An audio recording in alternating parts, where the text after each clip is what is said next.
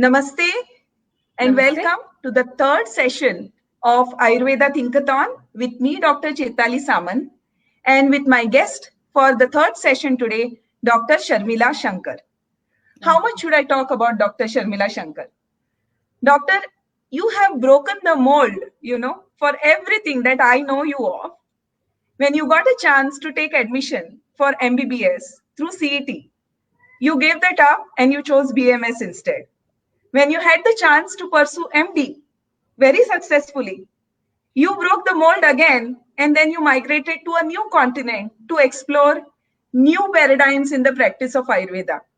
When you had the chance to move over to IT, which was a very profitable, kind of an area when you migrated way back in the year 2000, you chose to stick to Ayurveda. When you could have successfully, worked for somebody, you again broke the mold and started mind body zone, which is a holistic Ayurveda practicing center. And then you came back to India when you were just on the verge of having a successful practice. And against, I think, most of the advice that you received, you went ahead and you started Ayusha Ayurcare Panchakarma Center in a very competitive and a busy area like Malleshwaram in Bangalore, and went ahead to run it successfully for the past 9 years, and last 3 years that I know you of with me. I formally welcome you, Doctor. Thank you so much for joining today's session with me. Dr. Sharmila completed her BMS from the Government Ayurvedic Medical College here in Bangalore. And in the year 2000, she migrated to the US. So that spans her practice for almost over last 20 years now. She was, as I said, the co-founder of the Mind Body Zone Yoga Studio and a holistic practicing center in Fremont, California, USA. She also pursued her diploma in clinical nutrition there. And then when she came back to India and started her own Panchakarma practice, she went ahead and completed her MSc degree with honors from the prestigious S. Vyasa University here in Bangalore. She has successfully run Ayusha Ayurcare Panchakarma Center as a founder practitioner in Malleshwaram, and then later on a natural progression to starting Nesar Yoga Foundation as a co-owner in Malleshwaram as well. I formally welcome you, Doctor. And, you were the right choice for today's discussion when we really want to speak from our heart as practitioners. From the past few years, we have seen over the past few decades, we have seen that the bond of trust between doctors or the trust that patients had in doctors is declining. Whether we are happy about it or not, whether we agree with it or not, it's a truth. For example, an article which was published in the Physicians Weekly in the year 2017, they said that, see, the bond between a patient and a doctor, the relationship of a patient and a doctor is a sacrosanct relationship. It's almost like a marriage, wherein there is utmost trust and belief in the other person. So the partnership which exists between a doctor and a patient, the level of trust is almost equivalent to what probably exists only in marriage, And a patient completely trusts a doctor to give them the most correct, most accurate solutions to their problems, however intimate they are. What happens is, as time has progressed, due to, we don't know, there's several factors, to it. This bond is being constantly corrupted and people don't trust doctors as much as they did before. However, here you are who has a very successful practice with wonderful feedbacks about your practice from, most of the patients that we see of. And doctor, I would really go back to this and ask you, in an age where people are scared to come to doctors, scared to approach big hospitals, scared to even, admit that they have an issue with doctors. People who go without any choice. But yes, as practitioners, we do see this trend and experience this every day. I would really ask you, doctor, what clicks for you? What is your secret ingredient for a successful running Ayurveda practice that you have? Because it has a lot to do with this trust and, with the patient relationship that you have built over the past years, the trust that you have built over past few years with your patient. So doctor, what is your secret ingredient for your successful run at Ayurveda practice for the last 20 years, I would say. Thank you so much, Dr. Chaitali, for inviting me to this Thinkathon platform. It's my pleasure and privilege to be here sharing my experience. Doctor, you have been with me for the past 3 years now on the board of Ayush Ayurcare. But many people say that your PG degree from a particular institution, well-known institution, may be a foundation for your successful practice.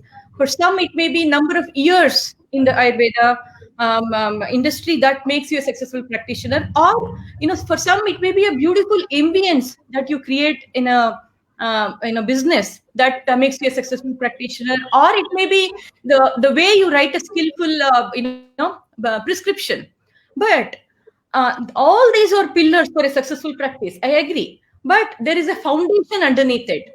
For me personally, the pure intent with which we try to heal patients, okay, and the pure intent with which we make the patients feel better, that has been a successful ingredient. You might say that, is that the only a thing that helps in making a business successful? Of course, all other factors matters, right? But it's not just the prescription which helps a patient feel better, doctor. You might have seen in your experience right now. So we are absolutely. We are not just treating patients. We are healing a person, right? For that, you need to be completely connected with the patient. So, because patients can sense the moment they walk into your clinic, the moment they come and sit in front of you, they can sense the vibration that the doctor is having, So if you're, if you can connect with the patient and give a few minutes of your precious time to listen to because many people, they come, they want you to listen to them first, at least for some time, at least if the time permits, at least for a few minutes. Because the moment a person feels that he's being heard, the healing starts. I was reading about this just last night, that, healing starts moment you feel that you are being heard. So being receptive, being, listening to their problems is the first step in healing. And that should be the intent. And, that's the successful key for my practice. Doctor, that is wonderful what we said. Many a times in today's world, when education has boiled down to how much information we can store, how much information we can reproduce, bringing something which is more value-based, like what is the intent of your practice, it's so nice, that, and we see that it really works in the practice. When patients give us feedback, or when patients come and tell us that, doctor, I feel so nice, the moment I see you, half of my things go away.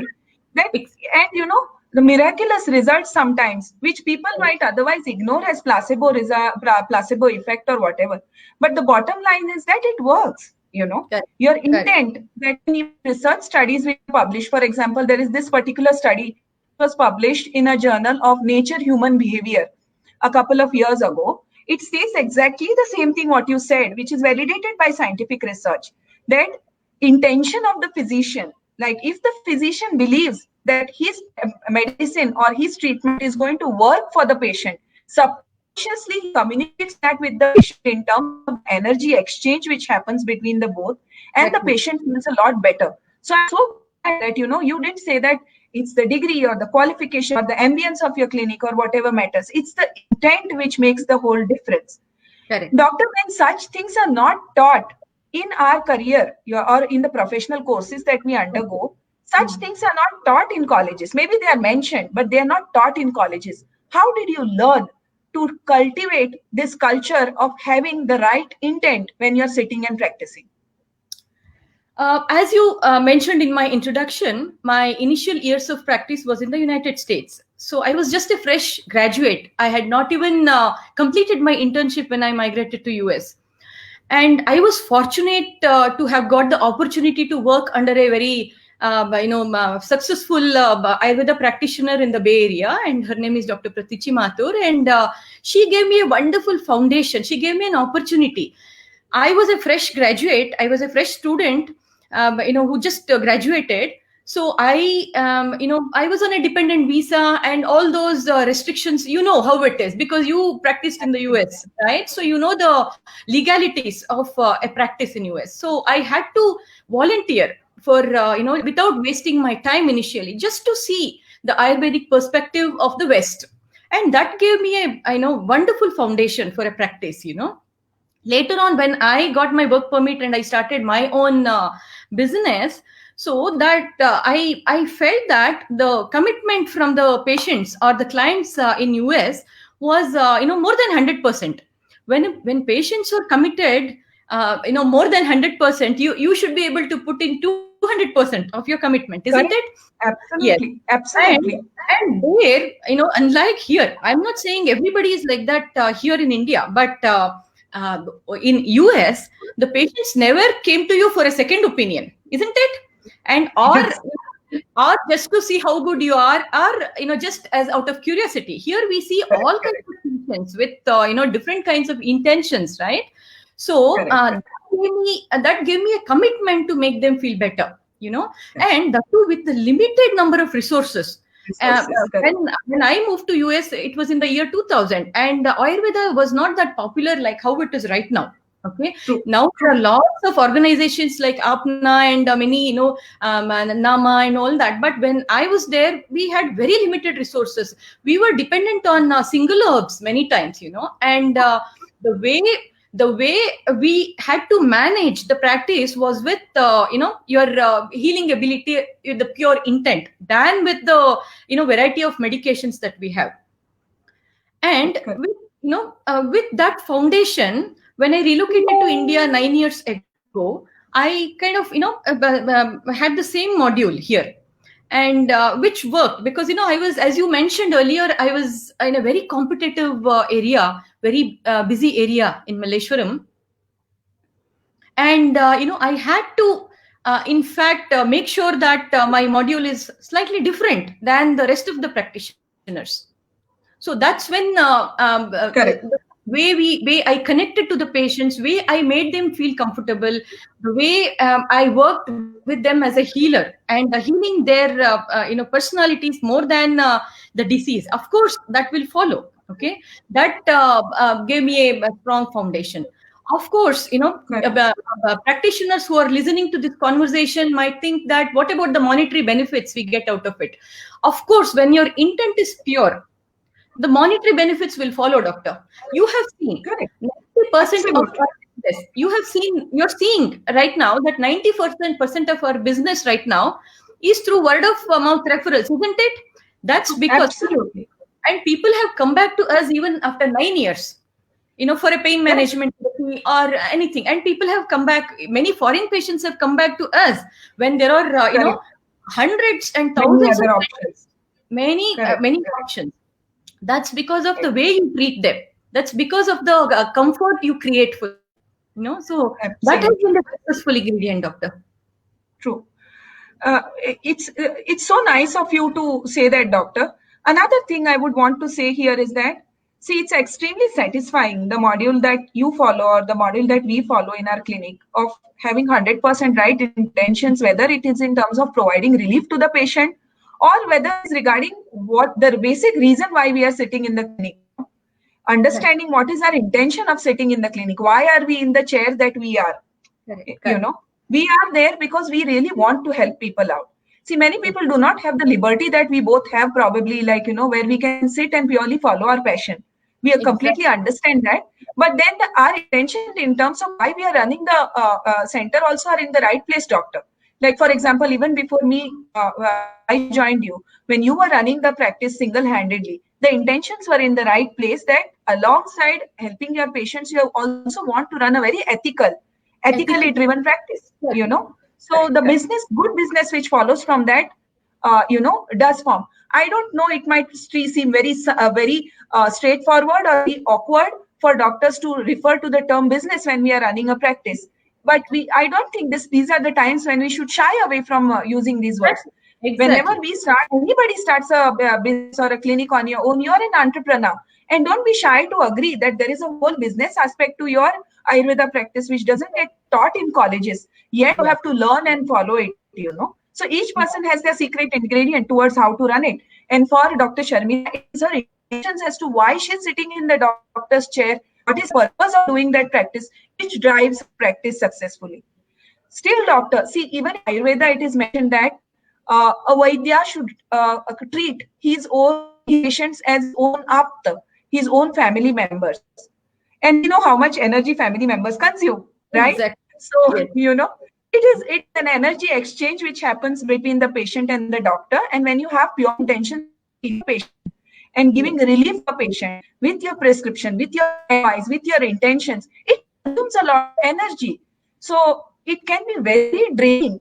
For example, where extra information from a patient doesn't want to open up completely in front of you, or to control the conversation with a patient who wants to repeat the information again and again, Yes. which makes your conversation in time very long and very tedious. It consumes a lot of energy, and unless you re-energize yourself, it can affect your emotional well-being. It can affect your personal well-being. It can affect your health, and it can be a source of stress. So, doctor, when we say that, intentions are one of the key ingredients in successful Ayurveda practice, how do you cope with the drain of energy that it leads to? Or I would say, how do you charge your positivity that you give to all your patients? How do you recharge your own positivity, your energies, and prevent yourself from getting drained out? Because having pure intentions comes with a cost. So how do you cope with that? Yes. As we spoke earlier, we treat the imbalance, doctor. So when we are treating the imbalance, how many times have you heard of a patient who just came to see you and say hello? So they always come with a issue, right? So you are listening to the problem. So you are treating an issue, underlying disease, so which is an imbalance. And in order to treat the imbalance, there is unknowingly you absorb negativity. I'm not saying that I'm not saying it's the stress that you go through or anything. It's the negativity that you absorb unintentionally. Okay, and even patients are unintentional about it. But you when you want to give your 100% or 200% to your patient, there should be a way of charging ourselves positively. As women practitioners, and we both go through that on a daily basis, that we have many challenges. Just apart from being a practitioner, we have a house to run, we have families, we have our personal life, we have our children, and we have in-laws, we have many roles to play, isn't it? So we have more challenges. I'm not saying men don't have challenges, but we as women have multiple roles and more challenges. And for that, how to keep yourself positively charged at the end of the day is very important. That's when yoga came into picture.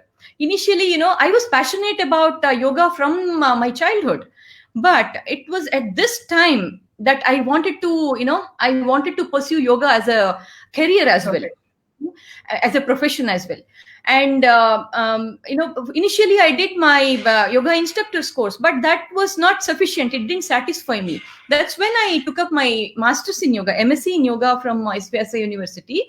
I wanted to learn the philosophy of yoga, which comprises of 95% of yogic science. So general public are under the opinion that yoga is only the physical exercises and asanas that we do, but it's not. That is only 5% of the yogic science. 95% is the vast philosophy behind it. So I could adopt the concepts of yogic concepts for my personal and professional life. And that's when I could positively charge myself and give my 100% to my patients. And as a that as a professional, as a medical professional, we have to have utter patience to listen to the issues, and you should know where to stop them, because there are patients, as you mentioned, there are some patients who want to over narrate their issue, keep on repeating. That's when they feel better, and that may be their imbalance, right? Many times. True. True. So Yes. you should know where to balance it in a way that you are not hurting the patient, because they come to you. Yes, they come to you, they trust you. That's when the healing happens. And you don't. Bottom line, you don't want to hurt anybody, right? So because that's your intent. Giving 100% positivity to the patient is possible only when you're positively charged, when you are physically, emotionally, and spiritually well, right? So that's Absolutely. that's need of the hour for all the practitioners out there who are listening to this conversation, because this is a constant challenge for the medical practitioners. Now with the COVID situation, you might have seen what kind of tremendous stress the practitioners, the medical professionals go through, isn't it? So there should be a way of discharging our negativity and recharging positively. And for me personally, yoga has helped me. And of course, tools like inner engineering, that was an amazing transformation that I had, because that gave me a complete different perspective of healing. Because you are like as a doctor, Sadhguru has mentioned that as a doctor you're like a walking temple, so people come with you with utmost faith and trust.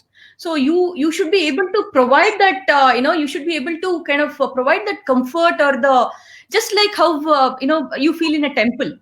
So that has been the successful base of my practice, doctor, and you are experiencing now as well, right? Correct.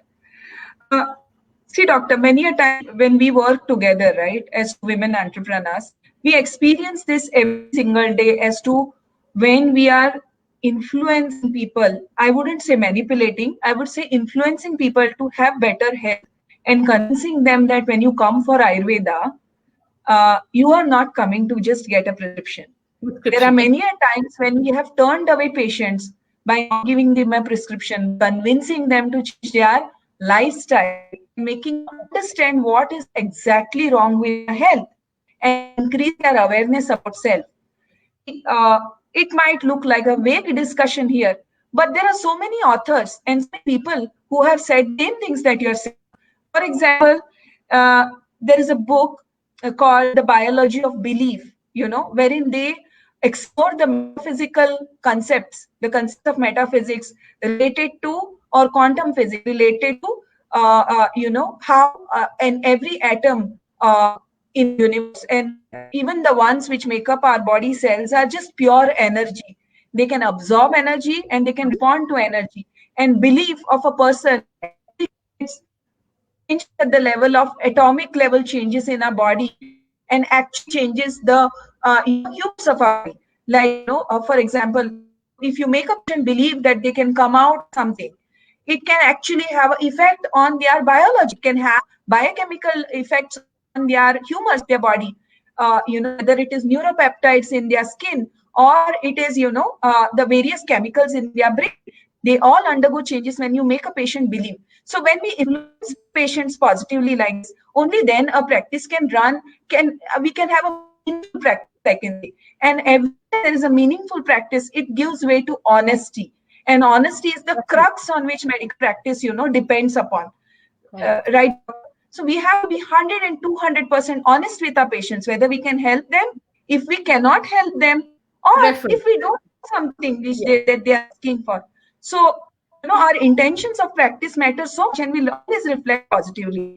I would say this, from seeing, working together, we are being business partners. I think I would take this, liberty on both our behalf to reach out to young doctors, students, if they are listening to see, there are things which are not taught in colleges. We all are eager to have I would say, economically viable practice, and we want to earn as soon as we get out of college. And it's true, shouldn't we spend so much of money to do? But there are these opportunities which you may get, for which you may not get paid, And if you feel that there is the value attached to it, and it will make you a better practitioner, grab that opportunity, Just like Dr. Sharmila did. The reason why I want you, doctor, today on was to make people feel that before you reached at a stage, you now are running a very successful business, what a long struggle you are undergone, and how many areas to explore before you could establish yourself successful physician. So that was the point. Another thing is, we all value evidence-based medicine today. We want evidence-based medicine. When both of us worked in the US or had at practice of Ayurveda in the US, we understood the FDA rules that are practiced in the US, what is allowed, what is not allowed, and we extend it to our students also in India. So evidence-based medicine has now in practice Ayurveda, or establish Ayurveda as a valid science and a mainstream healthcare system. The same way, yet another thing we needs to imbibe into our habits is value-based practice of medicine. As far as the value that we give for evidence-based practice, same value has also paid to Dr. B.M. Hegde says this again and again, that medical education should have a value-based education system to make meaningful doctors pass out, to make practitioners who will actually contribute to the healthcare and well-being of the society, not just take care of patients, who will actually have value and valuable members of the society. So today's answers had so much to do with that, doctor, and I thank you so much from the bottom of my heart for becoming a part of this thon and for giving the time to be a part of the Thinkathon. So thank you I hope. Thank you so much, Doctor, for giving me and this opportunity to share my experience. It was a wonderful discussion. Yeah. You are a great example to many entrepreneurs also who start a business rather than work for somebody. So you, I would say, are one of the stalwarts who I would say, who can be taken as a very good role model of, where a woman can successfully own a business, run it with challenges that it comes with very successfully, and kind of, change with the times. Like, from your 20 years practice, you must have changed your module of practice multiple times with the same value you carry, correct? So you are a wonderful example. And I hope today's session inspired a lot of students and, many people as to what is the importance of intent in practice and value-based practice of medicine. Thank you so much, Doctor. And I thank all the people who are a part of today's hackathon and who give us a patient hearing. Thank you so much and good night. Thank you so much.